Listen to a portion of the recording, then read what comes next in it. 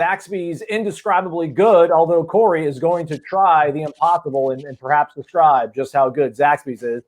His Uber Eats, Grubhub, whatever, just showed up, right? So savor it. Savor some of the flavors, Corey. Don't talk yet. Eat it. Let it hit the palate.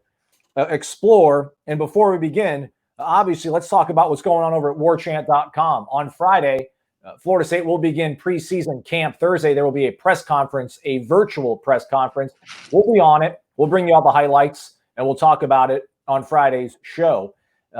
But sign up right now for warchant.com. Until August 15th, this great promo is running, Corey. The promo code is Norvell2020. You get 25% off an annual membership. You get a $25 gift card to Garnet and Gold, the absolute ultimate FSU retailer.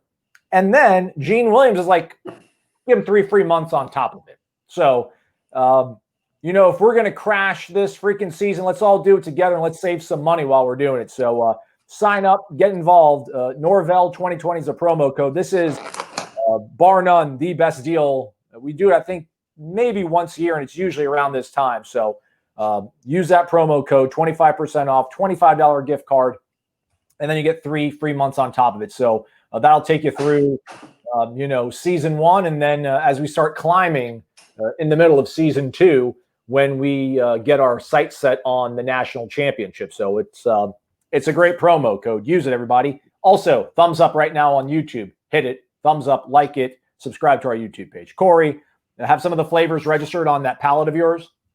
Yeah, I'm just, I just got a text from Stephanie that I'm not allowed to eat on air. So understood. I want people to know I wasn't going to sit here and eat a big old hunkin' chicken sandwich on the air right now. But it was the spicy mushrooms, the fried mushrooms. I just wanted a few just to taste, just to get my palate ready. And now I got to wait an hour to eat my food. I didn't really time it out well to have Uber Eats drop it off right at 8:00. Yeah, you'll have to figure out a way to get, I can give you some cover. Like I can do this, and when I'm talking, I can do this and just put myself on camera. That way you can start, But wouldn't people hear me? I can mute you maybe. That's all right. That's okay. Dag nabbit. I mean, listen, here's the bottom line. Here's the bottom line. Kirk was the first caller. I just wasn't able to pull it up in time. He's called 3 times trying to be the first caller. It's two times in a row. It doesn't bode well for the future. But in any event, we have somebody calling, and that's a good thing. So who do we got on the line? Welcome on in.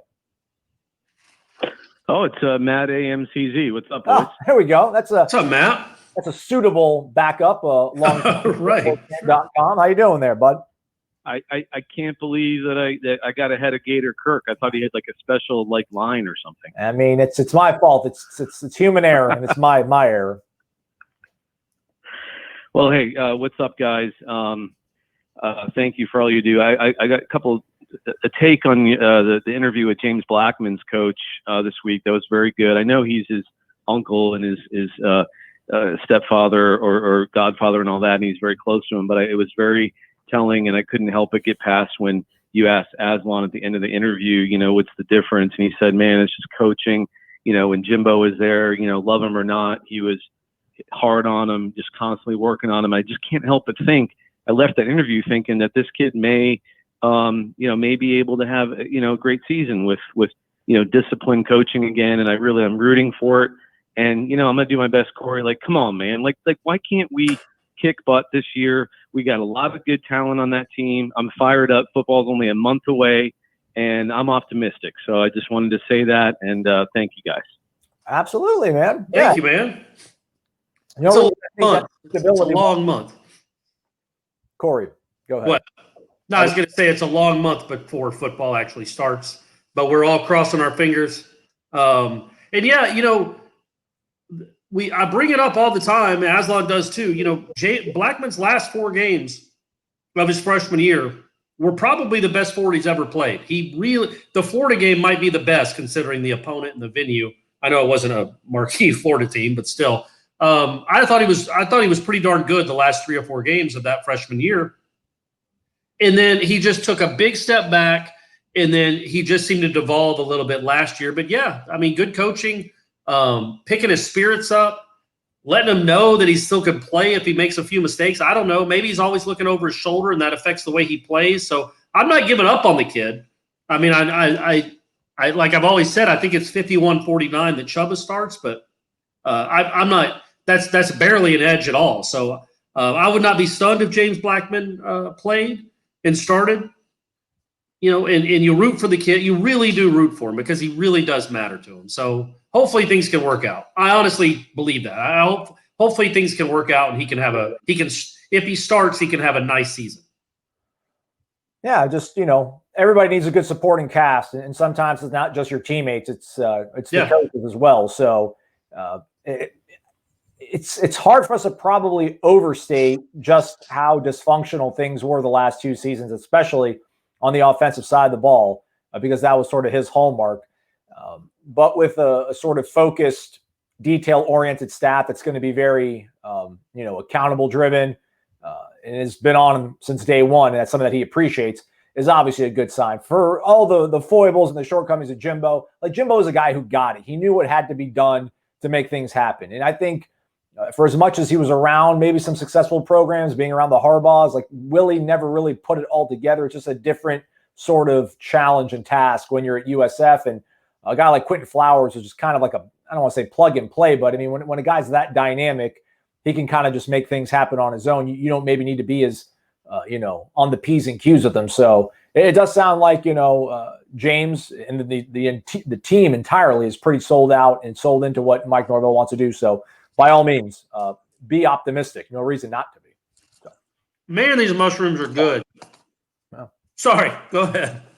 Oh, no, I'm sorry. I wanted to say, like, Corey did a nice story, kind of reviewed the schedule. And at first we thought, it was so much harder, but, he analyzed, the wins and losses of all our opponents. And it's really. Oops, that was my bad. Why not us? Yeah. Like, there's no reason we can't, have a great year, even though we lost spring practice. I mean, there's tons of talent on that field, and I'm trying to be optimistic, and I hope you guys are too. It's just, these kids deserve, after what they've been through the last few years, to go out and win some games, and I think they're going to do it. All right, I like it. I'm in. I'm all in. Let's get this done, man. Appreciate the call. I'm with you, and I hope they have some good moments, man. Yeah, just have some fun again. I look forward to seeing it. Hey, thank you guys, and go Noles. That's right. Matt AMCZ from warchant.com joining us here on the show. While he was calling us, look at this, Corey. We're going to be in the winner's circle here soon enough, catching up to Michael Langston at this rate. Savage Knowles 75. Let's go. Man, Savage is my man. Our woman. Let's go, man. $14.99. That paid for your Zaxby's and then some. Your lovely son is also being nourished by the greatness of Zaxby, so it's covered on the house. All right, man. Thank you, Savage. We appreciate it, man. He doesn't even have any questions. He just throws money at us. He doesn't even ask any questions. Just making it rain, making dreams come true. Another call has come in, and before then, there was 2 calls that came from Virginia. Our guy, Gator Kirk, he's just going to give up on us. We love you, G. You're still the king. But in the meantime, who do we got on the line here on Wake Up Warchant presented by Zaxby's? Hey, this is Max from Virginia. How are y'all? Oh, we got another Virginian. What's going on, Max? Yeah, man, there's only 2 of us, but we are proud to Wake Up Warchant. Right. So I have 2 questions for our resident historian, Corey Clark. Oh, yes. One's a hypothetical.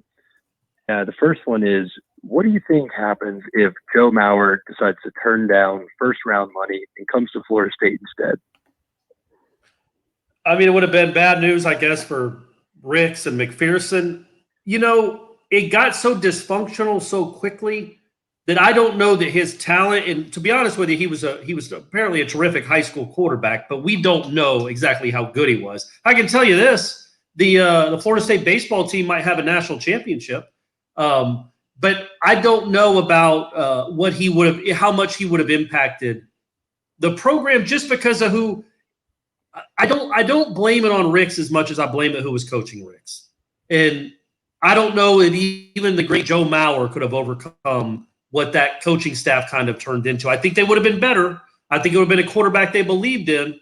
But I don't think that it just keeps rolling along. Do you know what I mean? I think there would have been potholes in the road even if Joe Mauer comes. I think you win a few more games, but I don't think you're winning national championships. Cool. Yeah. I think in baseball they might win 2. I think Joe Mauer in the middle of the lineup with an aluminum bat and catching, that would have been something. Absolutely, man. And then I guess my second baseball related question is, what do you think is on the horizon for Meat? I think a lot of people feel like he got the job because of nepotism, but he's done some good things on the recruiting trail, and it seems like he might kind of be putting it together. So what do you think's ahead for him? Let me say this about Meat real quick. He did not get this job because of nepotism. He got his first job because of nepotism. Like he was immediately an assistant coach on one of the best baseball teams in the country right after quitting playing professional baseball. So you can go ahead and say that yeah, he's not going to be hired. He wouldn't have been hired at Florida State without his last name in whenever that was, 1996 or 7. But, man, what he did the last 22, 23 years should be commended. He was one of the top assistants in the country. And I liked where they were going, man. They got a ton of arms. They really put a lot of attention into analytics, and not just, you got to get on base. It's not Moneyball analytics. It's like launch angle, it's spin rate, it's all the stuff that these teams, the major league teams, are really going head over heels for right now. He's been doing that for a while. And I like the assistant coaches he got. I think they're scouts first, so they can project. And I think that's a good thing, man. I think I like what they've done. You could tell some of those freshman arms they brought in were really, really impressive. So man, it seems like he's done a good job with the limited sample size we have, and he beat Florida. So he finished his season with a win. When was the last time Florida State baseball did that? Ever? So good, he finished with a W. Never. So, all right, Max. Appreciate the call, man. Cool, awesome. Thanks a lot, guys. Again, Thank you, Max. All you do, and go Noles. That's right. That is right. Appreciate the call, man. All right, see you. Look at this, man. What's wrong with this guy? What's wrong with this guy? Todd Moynihan. What's wrong with Todd Moynihan? I need to stop the ridiculous, childish pronunciations. Todd. What a name. Todd. Hey, and better news. In the wind. Throwing $5 at your guys. There you go, in the wind. Appreciate that. In the wind, too. That's how I'm going to pronounce that one. What childish pronunciations do you have? Who knows, man? Who knows? Hey, man, what's going on? Who's this? Welcome on into Wake Up Warchant presented by Zaxby's. Hey, Aslan Corey. This is Prince from New Jersey, man. How you doing? Prince? Yes, sir. Prince. Nice, man. All right, man, let's go. What is going on, Prince? Not much, man. We just got the leftovers of Azias. Just got our power back finally. Oh, jeez. All right, good. Well, that's good. Yeah, we dodged it over here, at least on the West Coast, Panhandle. Prince, where did you say you're from? Jersey. I'm from New Jersey, Linden, New Jersey. Ooh. Oh, all right, nice, man. Okay. I'm actually in the win too. I'm the one with the donation, the $5 donation. Oh, thanks, buddy. Well, appreciate you, man. Namaste. Thank you, man. Thank you. I've been a lifelong Seminoles fan. Probably the only sport I care about, honestly. And I just wanted to say that I think we have a good chance coming back to the forefront this year. Don't quote me, but similar to the West Virginia game when Greg Reed hit Marcus Lattimore, kind of set everything back into motion for us. I think we're going to get a big play like that this year. Thinking maybe Nasruddin, maybe on Etienne, coming around on a sweep, maybe. Okay. I like that. I mean, that dude's pretty hard to hit. But yeah, hey man, if you got to start somewhere, start with that guy. I think you'd want it to be. I think you start with Miami. I'm of the opinion they should open with Miami, and so you start on. Is it De'Aaron King? Yeah. Make him feel you right away. Show him what the rivalry's all about, and maybe that gets things going. By the way, pull Jacob Pugh, Brad Kaya, 2016 on De'Aaron King. Is that what you're trying to say, Corey? Or Timmy Jernigan, where he picked up the old lineman and slammed him down. Okay. There's a lot of good moments for Florida. Marvin Jones. There's a lot of good moments from Florida State beheading Miami players. But the Greg Reed game, you misspoke. It wasn't West Virginia. It was South Carolina. Yeah, South Carolina. Yep, I apologize. It was Music City Bowl. Chick-fil-A. Chick-fil-A, yeah. The Chick-fil-A Bowl. I mean, I'm not that old. I'm only 33, so I haven't been watching for too long. But just watching that game, I mean, we were already, on limbo for those past couple years. And then, man, Greg Reed just laid a hit that just woke the whole team, the whole nation up. Yeah.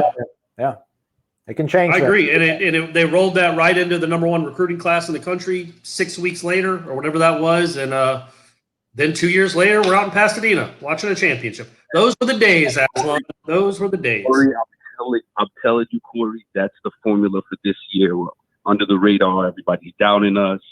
Big chip on our shoulder. Defense is going to show them what time it is. I know that. The defense is the big question mark for me. I don't expect the O-line to be very good, but it doesn't have to be terrible. It can just be okay.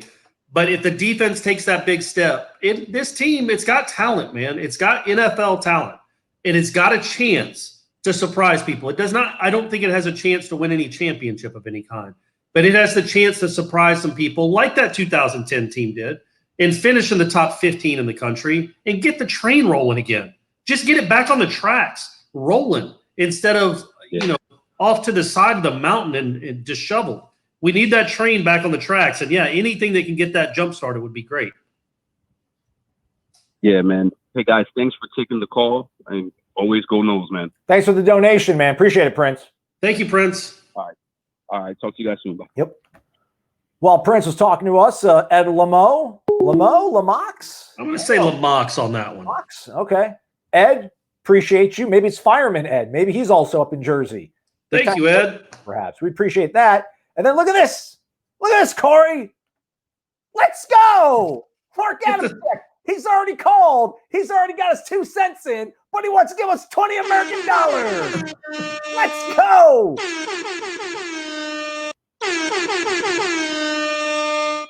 What a great moment for Mark. What a great moment for Mark. I mean, just an absolute personal, watershed moment. Another phone call, and it's still not Jake Gator Kirk. He might have given up. There. Let us know. Bark twice if you're in Milwaukee. Welcome on into Wake Up Warchant, presented by Zaxby's. You got Corey and myself, a whole bunch of Florida State fans across the nation and world listening to you on YouTube. Who's this? It's Daniel from Vero Beach, Florida. Daniel, Vero Beach. Let's go. Ryan Stork, baby. Yeah, Stork, that's right. Yeah, doing this tonight. Good, Daniel. Good. Hey, maybe turn us down a little bit. I think I'm echoing through your phone there, so turn us down if you could. I'm in the car, my bad. No worries. What's going on? What's on your mind, man? I just really want to say, you guys help my mornings out a lot, man. Getting ready in the mornings. I get up at 5 o'clock, get the kids ready for school and whatnot. And make my mornings so much better. I'll tell you that, honestly. Thank you very much, Daniel. Can I ask you a question? When do you go to bed normally? Yeah, go ahead, Corey. When do you go to bed? Well, I work 16-hour shifts, so I can go to bed at midnight, and then I get up at 5. Oh, my gosh, Daniel. Daniel, man, that's incredible. Thank you. I have no idea what you do, but getting up, getting your kids to school, man, I can promise you, I just think my kids would stay home if I was only getting 4 hours of sleep. If I had to get up at 5 in the morning, I'd be like, kids, education's not that important. Well, the little one, she's only 2, so, and then the other one's 9, so, it is what it is. I hear you, man. Well, I'm glad we can help out your mornings. Oh, man, yeah, my morning's great because of you guys. I look forward to it every morning when I look up. Oh, boom, subscription on YouTube, new Warchant every morning. It's great. Nice. I just want to get into it. Besides Aslan being all Debbie Downer, I don't want to, got any more ideas on how well we're going to do on the offense? Besides the whole offensive line deal. Well, that's aside from that, that's a big part of the equation. I do think that I actually wrote about the offensive line, and I think that'll be running tonight, tomorrow, like a position preview kind of thing. And I do like Alex Atkins a lot. I like the O-line coach a lot. I think he's a pretty dynamic dude. Was an OC. He was an offensive. He's been an offensive line coach for a decade at like Georgia Southern, and then Tulane, and then Charlotte. But he was also an OC at Charlotte, which I like a lot. I like that he's had that kind of those kind of job duties, not just, hey, let's get the line ready, but actually working on an offense and a game plan. And he just seems like a really dynamic guy and a good communicator. And let's all hope and pray to whoever we pray to that he can figure out this offensive line puzzle and give Florida State a competent offensive line again. Because if that happens, man, they got the talent out wide. No matter who the quarterback is, and in the backfield too.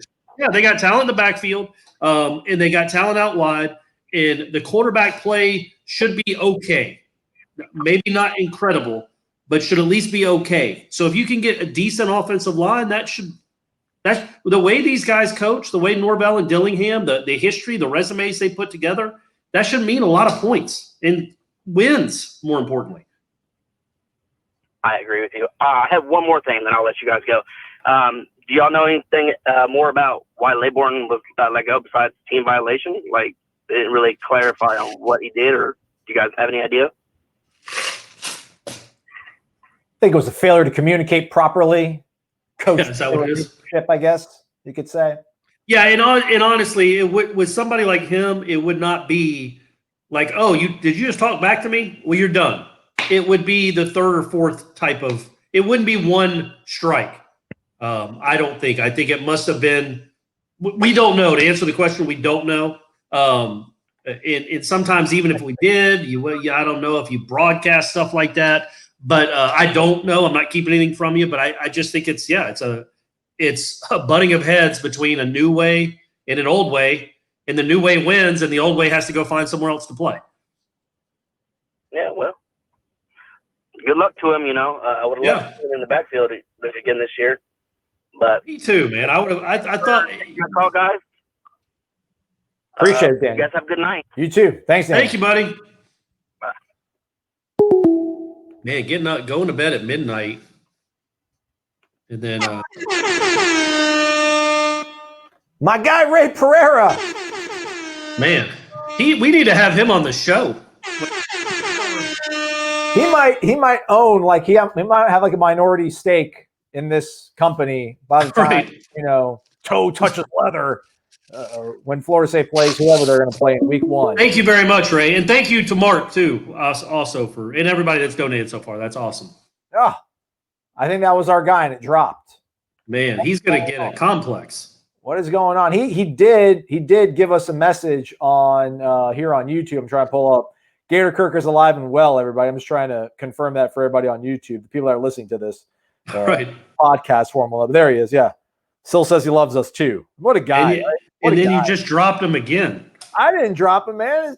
You make it sound like I'm some switchboard operator, madman style or something. I think there he is. I think that's him. Caller, who is this? Hello, Aslan. Hello, Corey. How are you guys doing? It's Gator Kirk. Gator, what's up, buddy? What is up, brother? I just because LeBourne gets dismissed and he's from the 757, I'm from the 757. Right. My God. Yeah, you're right. We're not dismissing you, Gator Kirk. You're still on the team. You're an important part of the team. Yes, important cog. Yeah, hey, no one player is more important than the other. So, that's right. I'm a 5-star doesn't mean that, I get any more preference than a 2 or 3-star. We've proven that tonight. We're halfway through the show and you're just now getting on. Yeah, it's what it is. So just glad to get on. What's on your mind, G? All right, so I don't have a football question because we've done this. So, all right, so you're getting ready to go out of the locker room. You got one. You can listen to one last song before you go out to get you hyped for the game. What song do you listen to? Oh man.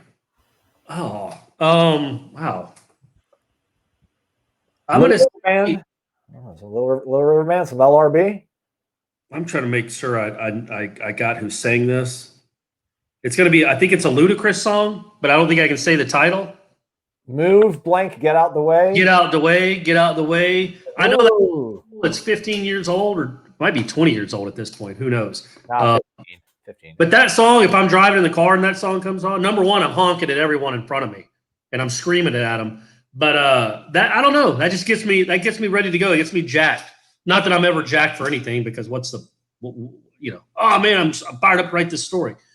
That's the first one that came to mind. Aslan, do you? Oh, and Rage Against the Machine song, that would be up there too. But what about you, Aslan? Didn't we talk? Didn't like Maria Taylor? Somebody tweeted at us that ESPN was doing some sort of celebration of music on ESPN, and they asked for everybody's 3 hype hits. And Maria Taylor, who's now a large part of the college football coverage for ESPN, number 1 was "Nuck If You Buck." Oh, that's right. Number 2, Swag Surfing. Swag Surfing. Yeah. So yeah, I a little off the beaten path stuff. Seosin is the name of the band. It is Far Better to Learn is the name of the song. I just type "It's Far Better to Learn" on YouTube sometime. It'll get you jacked up. Strung Out, West Coast Trend Kill, and then I said a Tupac song, When We Ride.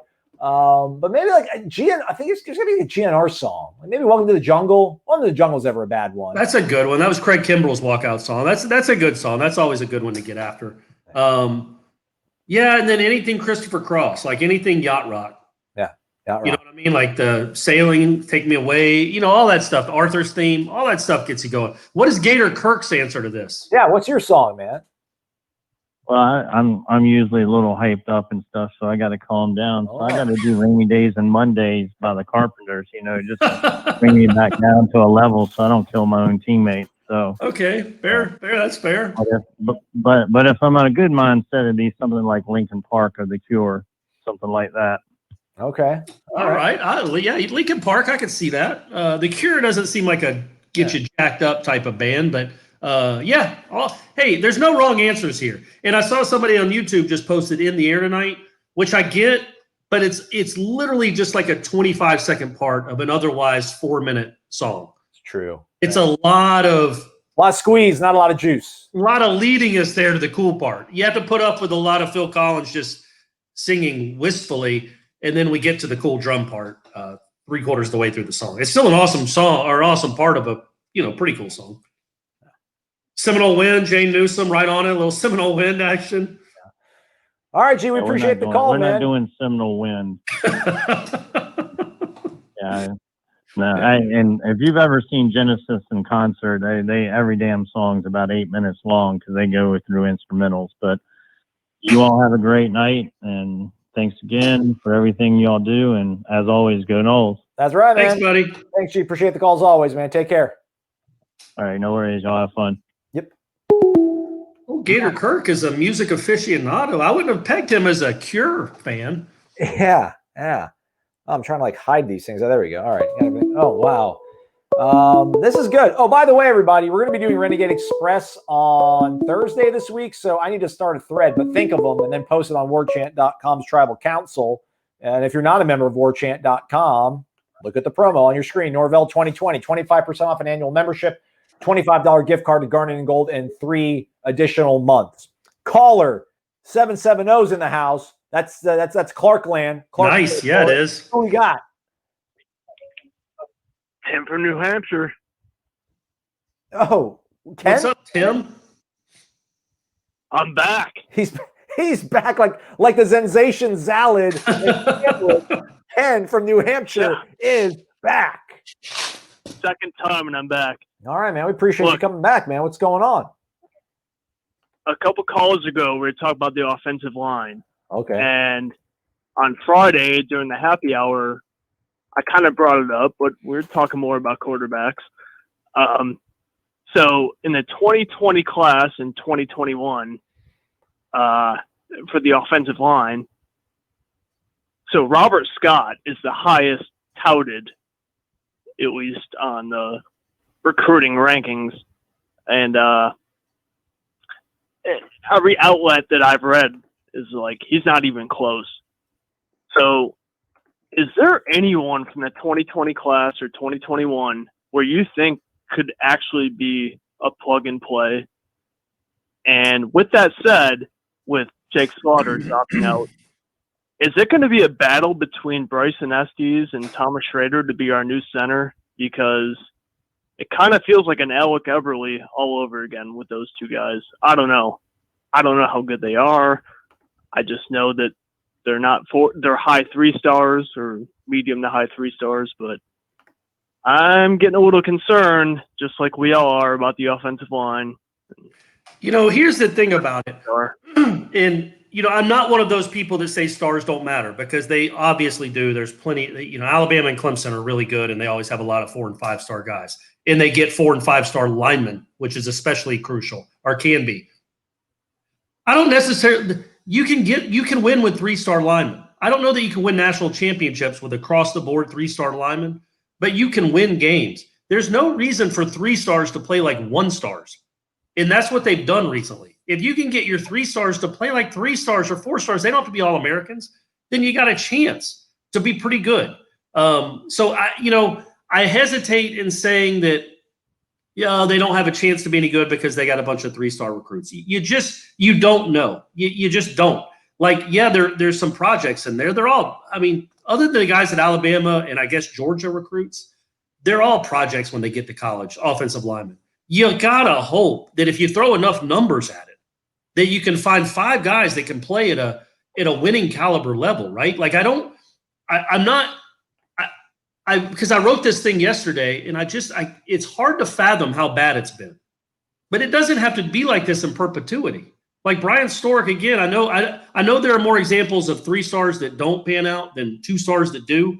But Brian Stark was a 2-star tight end. Cam Irving was a 2-star defensive tackle. You can make things work, but you got to hope, number one, these guys know what they're doing and evaluating. You got to hope they know what they're doing and evaluating, and then they can develop them. But again, you can get 3 stars to be okay, right? Like you can win enough games with 3-star recruits on the offensive line if they play up to at least a 4-star level. We're not asking them to be Walter Jones. Just don't be. Sorry, Jawan. Just don't be Jawan Williams. Like there's a big gap there. Find some. So yeah, I know that didn't answer your question. Offensive line is always going to be a concern until it isn't, especially at this school, because they've given you no reason to think that they're going to knock it out of the park with any of these guys. So I understand the trepidation there, man. I understand you're dubious about how these guys are going to play, because we all are. So I know that didn't answer your question or probably make you feel any better. Apologies. Thanks for calling, though.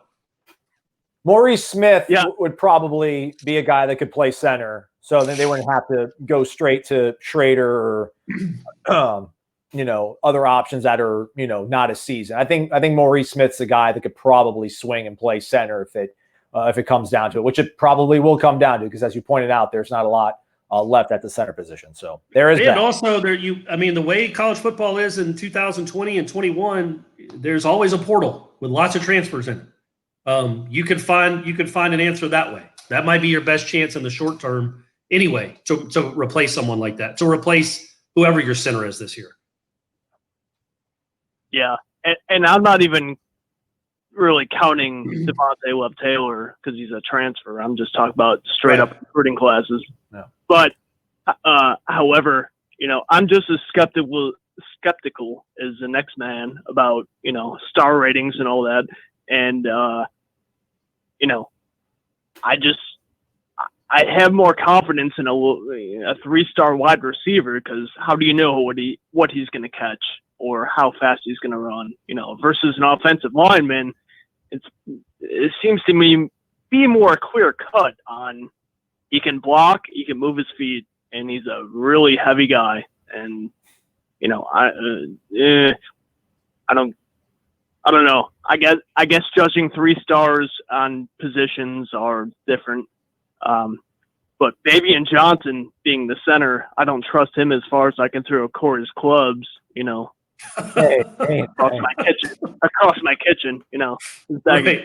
And by the way, Corey, ironically, I used to live 10 minutes from you. I didn't golf at your course, but I was a greenskeeper at Trophy Club down the street by you. Man, that's where I played that course like 3 or 4 times. That's cool, man. That's great. Yeah, you live literally like 4 minutes from me. Yeah, and now I'm in New Hampshire, so weird how things work out, huh? Living the life in New Hampshire. All right. Thanks for all you guys' analysis. Talk to you later. Thanks, Ken. Thank you, man. All right. Bye. Yep. Bye-bye. Savage Knoll, Savage, what's going on, man? Like, just you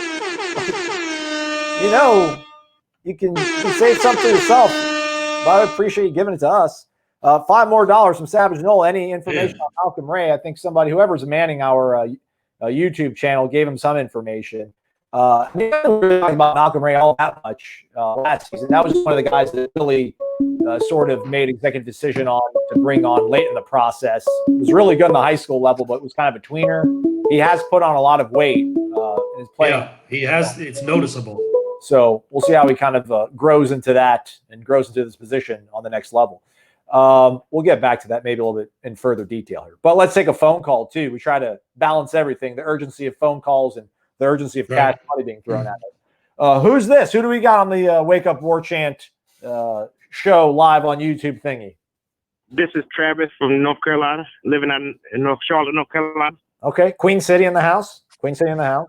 I wanted to go back on the music question. I meant the music comment. Absolutely. I would like Tool. Tool, is he talking about music that's like instrumental, but as long Tool is my favorite. Oh, he said Tool, the band Tool. Tool, that's who I would pick.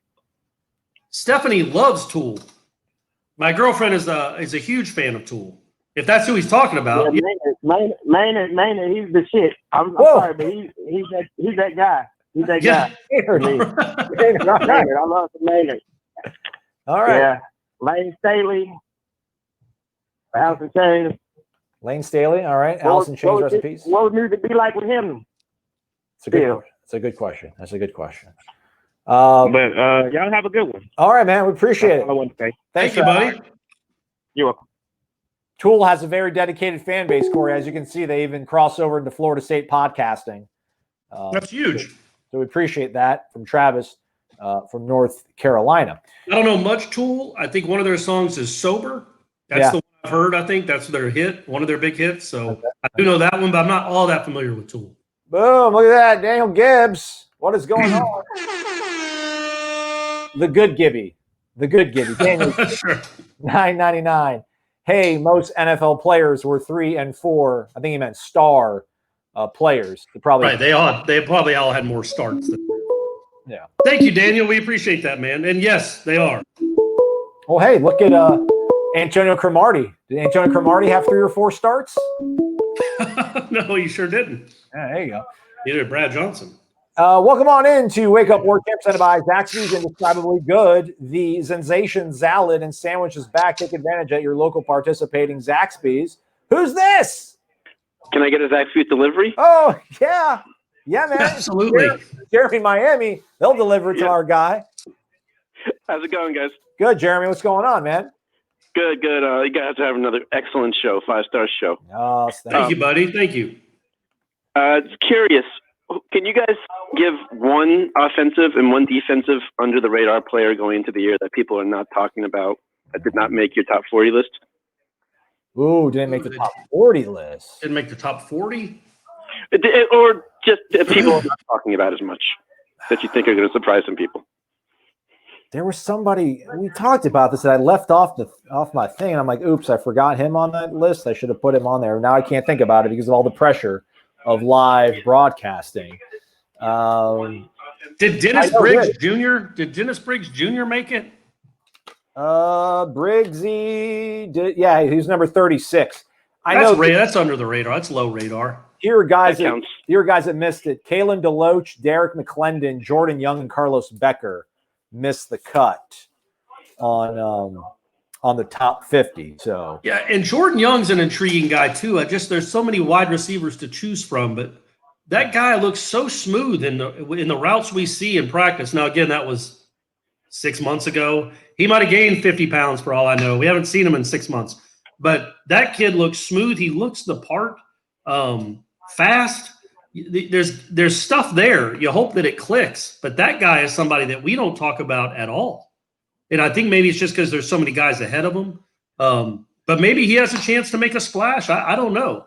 I don't know of any. Maybe the kid from UCLA that just got into school.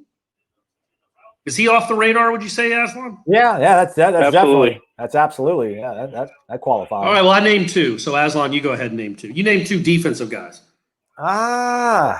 No, I can't, man. That was really good. Jarvis Brownlee. I mean, I'm just naming guys that aren't on the top 40 list now. Tommy Martin. I was going to say Steven Dix just to tie it into a question that somebody posted, but Dix cracked at number 38, it looks like. So, well, and he's a true freshman too. So if he plays at all, that would be a really good sign. I don't know if you can be under the radar as a true freshman, but maybe I don't know. He has a chance though. That kid. Hey man, I Chuck Purdy. So I mean, I made him above the radar, but he was below the radar at one point. So I'm going to take that one. Chuba doesn't count. So no, we can't really answer your question. Sorry, Jeremy. You did a great job as always. I forget. I just want to see him practice one more time. You know, just see them go through not the motions, but see him go through practice and like, okay, that guy flashed. Oh, Quayshawn Fuller. I think that's a guy that did not make the top 40, and he was on my 40 list. Quayshawn Fuller, I think, is a guy that will get good burn, even though Fabian Lovett got the immediate eligibility on the interior. Because I think they might be able to flex Quayshawn out. I think Quayshawn might be able to come off the edge. I mean, not like pure speed rusher, but maybe kind of like a poor man's Mario Edwards, for this time being. So I'll say Quayshawn Fuller. That's my because he did flash. I remember again, it was 3 practices. There was a couple times where I was like, dang man, like that guy moved fast. So that was some quickness. So yeah, Quayshawn Fuller is my guy. Good answer, Aslan. Corey's been saying Warren Thompson too. That was your pick a few months ago, so you can stick with that, Corey. But I've been saying him so much that I think he's on the radar now. Okay, well, see, that's why I said about Chuba. Yeah. That's what happens. All right, Jeremy, we appreciate the call, man. All right, thanks as always, guys. Yeah, man. Thank you, buddy. Rate and review Warchant and like on YouTube. That's right. That is right, man. Thanks again, Jeremy. Bye. Yep. Is Quayshawn related to Adam? Yeah, I think third cousin. Dad's okay, so that's why he got the spot. Yeah. Okay. Pushed him right up there. Let's take some questions from YouTube. Somebody's asking us about one Swolnol, also in some circles known as one Chop City 1. What do you guys think about former free safety Dr. Myron Roll doing his part in the fight against COVID-19 at Mass General Hospital? Go Noles.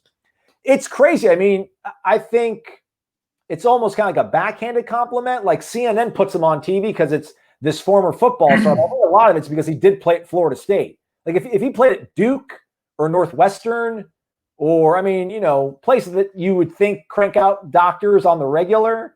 Like not on the football team.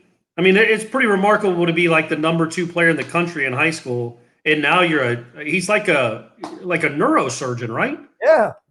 I mean, it's nuts. It's an incredible story. And this is going to sound, it is a shot. He was not a great football player at Florida State, considering the ranking he had coming in, but he was a serviceable player and he started for 2 years. But man, what he's done since he left Florida State should obviously be commended because that's awesome. It's awesome. He is a great ambassador for Florida State.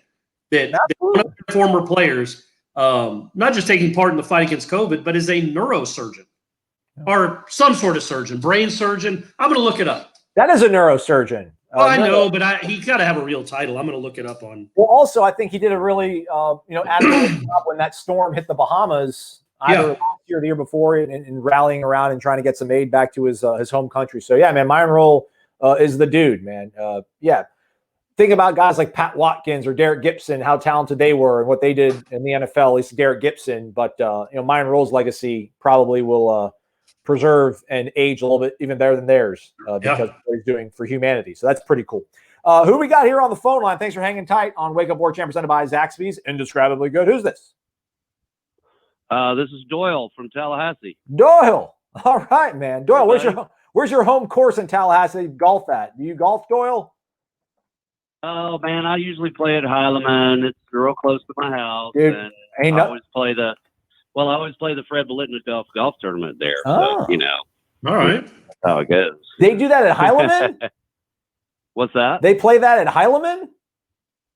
Yeah. That's awesome. Richard does it at Four Quarter, and that's kind of been the stand in place that we've been doing for so many years. It's kind of a tradition. Oh, that's great. Listen, I love it. I love the municipal course. I'm all about supporting it. I love Heilemann. I try to get out there at least once every 2 weeks or so, at least once a month these days. But otherwise, though, let's talk some football perhaps, Doyle, unless you want to talk basketball. What's on your mind?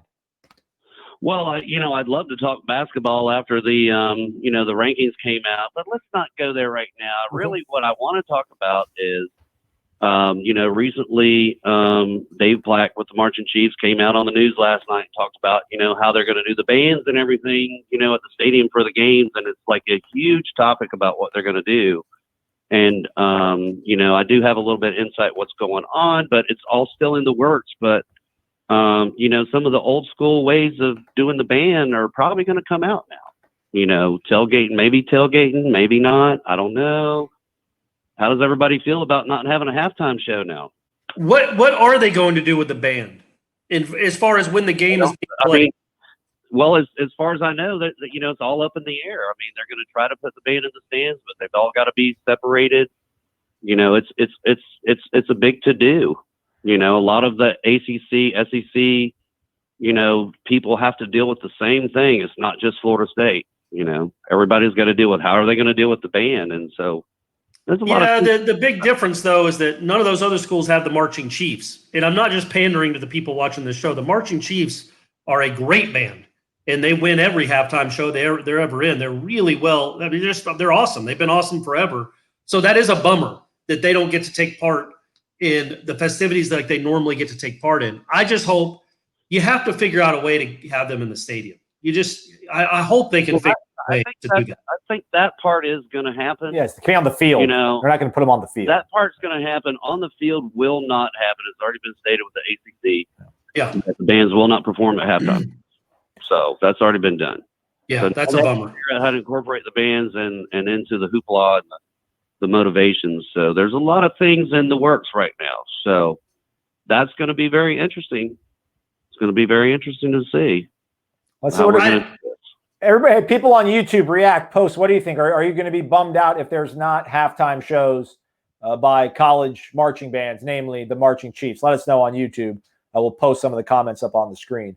But yeah, hey, halftime 20 minutes. The football game's like three hours and 20 minutes. So yeah, and the other thing is like we do have like a 400-piece marching band, and when you spread them out to 6 feet apart, you're going to be bigger than the field. Basically, you're not going to be. That's true. So, the smaller bands, they can work with this, and they can they might be able to make things happen in the stands. So if you spread out a 400-piece marching band in the stands, so there's a lot of things that think about that we have to deal with the music program that other people don't. But they're all, we're all together in this. We're all together to try to make it happen the best we can.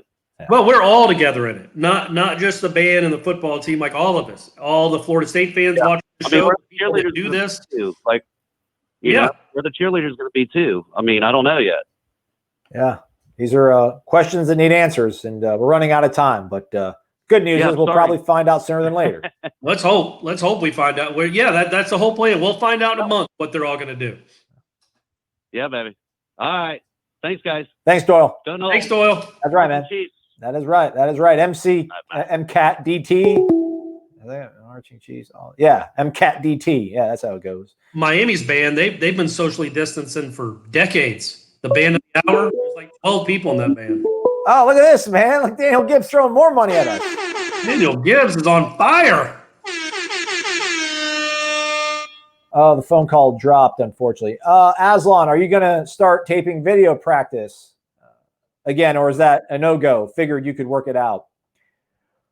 We'll find out. We'll find out probably this weekend. We'll see what their plans are. I don't want to be Debbie Downer, but that's kind of your role, though. Yeah, just I think, again, me being the skeptical, cynical guy, I think these media relation departments, the less they have to deal with the media, the better off they feel. So I think like the coaching staff probably is like whatever. I mean, they're probably like a coin flip. Like, hey, we can bring these guys out here and we're fine with it. But if not, whatever, we have a good excuse, I guess. And I think they'll probably err on the side of caution. I would say absolutely normally. I don't think Norvell just throws his shoulders up and says, whatever you want to do when it comes to the media. You could tell from day one what the access means to him.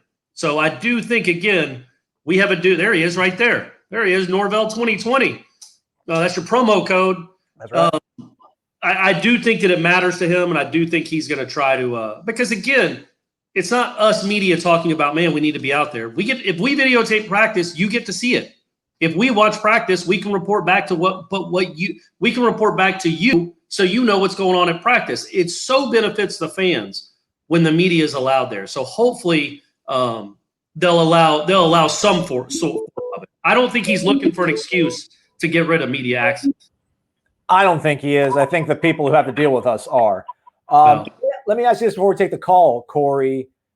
If they say, like, all right, only one person per outlet is allowed to observe practice, do I go because I film it, or do we send like Ira because he's the, Ira can work a phone. Ira can work a video phone, especially if it's in the morning. I'll make that argument for you, Aslan.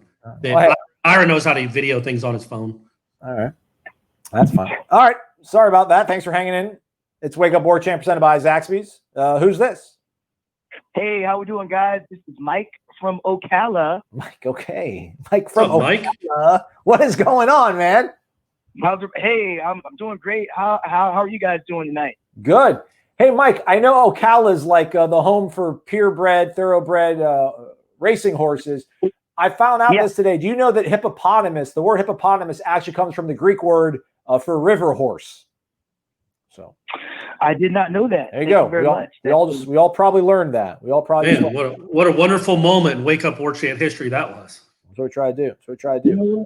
What's on your mind, Mike? I feel like, well, just let me comment on that first. I feel like that was kind of just a payback trivia question because I stumped you guys last week on when the last time FSU wore the all gold uniforms. Oh, did you find the answer? No, I still couldn't find it. I couldn't find. I looked and looked and looked. I swear it was in 1983. I swear it was, but I could not find the write-up for it. Right. I hear you. Well, I was calling in tonight, since we're talking about music, and I'm not sure if you guys know, but I'm a music teacher myself, and I was in the marching band for 4 years at Florida State, the Great Marching Chiefs, and there was an article that came out last week, I think it was, that said that the ACC bands aren't going to be doing any field show performances, but it appears that they're still going to be able to play in the stands. But I guess I just wanted to get you guys' take on how much that's going to affect your experience or potential fans' experience that the Chiefs won't be on the field this season performing. Well, yeah, it'll affect it. Maybe not mine. I'll be honest with you. I don't watch the Chiefs during halftime because I'm usually out in the hallway and getting ice cream and writing. Actually, I do some writing. But it will definitely affect the feel of the game itself if they're not in the stadium. But if they're in the stadium, I'll be honest with you, man, I think that's much more important than them performing on the field. I know it's a bummer for them because they, that's part of what they do. The formations and the long hours of practicing it, that would be a really big bummer for them not to be able to do that. But I just want them to be in the stadium, period. And with the war chant, with Aslan, what are the other ones? The good, the bad, and the ugly. Yeah. Uprising. Yeah, all that stuff. If they're playing their hits. Fourth quarter fanfare. The Game of Thrones. All that stuff, man. That's cool. That adds to the atmosphere. And it's going to be such a screwy, weird atmosphere anyway that, man, I hope they don't take the bands away from us. Right now, we have no reason to think they are going to take the bands away, period, but you never know. So I hope the bands get to stay. Right, yeah, and as a former member, I'd say, like, one of the coolest parts was actually after the performance coming off the field and in the front row there, like right behind the team, you normally have all this big row of little kids and they're all super excited to see the band come off. It's like you're as a Chief, you just become a huge celebrity to them, and they just think the band is so cool. And I just always remembered really just relishing those experiences. Just to light up those little kids' day and be like, oh, we got to see the band. So like they were just always super thrilled about that. But hey, and of course, if the Chiefs are allowed to be in the stadium, they'll for sure be there and blasting away that war chant, and we'll do the best we can with it. So I think it'll be a bigger deal, much more noticeable that they're not out there for pregame. When they all rush out of the tunnel and the tuba guys run around the logo at midfield and the high step in and the slant, all that stuff that the drum major does, that to me is going to be the stuff that is much more noticeable. Right. And actually, just a quick shout out, actually, the former drum major this past year that just did it, he was one of my former students. So I was super proud of him. His name was Arbinder. Yeah, nice, so, man. You got a pipeline going. Yeah, we're doing the best we can here from Ocala. And I'll have to look more into those river horses, Aslan. Yeah. Just you don't have to. You don't have to, Mike. Don't be nice. You don't have to placate him. Appreciate it, guys. Hey, you guys keep up the great work. Tell Gene and Ira I said hello. Will do, Mike. We'll do it, buddy. Thank you, man. All right, bye. Dude, I don't know if people watching this. I keeled over like 3 minutes ago. I'm trying to catch your breath. Look at this. In the world, James B. James B. 49 American dollars and then 99 more cents. What is going on? That's awesome, man. James B. Awesome. James B. The truth. What in the show? What just happened? I thought you were keeling over because I was making such a salient point about the band and its importance in college football games. But you saw the money raining from the sky. That's jeez. James B is the man. It's all. I bet people think he's like a plant. Like we planted him to, hey, well, I'll give you $50. You just donate 50, so to get other people to know that they should be donating too. Like a guy playing the sax on the street. Man, and putting a 20 in the hat. That's unbelievable. Thank you, James. That's awesome, man. And he donates. It seems like every week. So like I want to make this like maybe over here instead of my College World Series poster. I want to make like a leaderboard in terms of the amount of money people have been tipping us or whatever we call it on YouTube. And our guy Ray Pereira's in the. It's like I need to have like it split up two ways. One where we have like the most overall money donated, but then maybe like the largest one-time donation. Right. James is it right now. James is in the clubhouse, the $50, $49.99, because we don't want the wife to see 50 on the bank statement. The $49.99 flies under the radar. That's a standard. James B just set the standard. I don't know that it can be eclipsed. I think we might have just had the gold standard set. That's crazy. Blevins for the win. Appreciate this. He gives us $5. Brad doesn't even want to ask us anything. He just wants to tell us that we had a great show today. Those are the kind of people you need to surround yourself with, kids.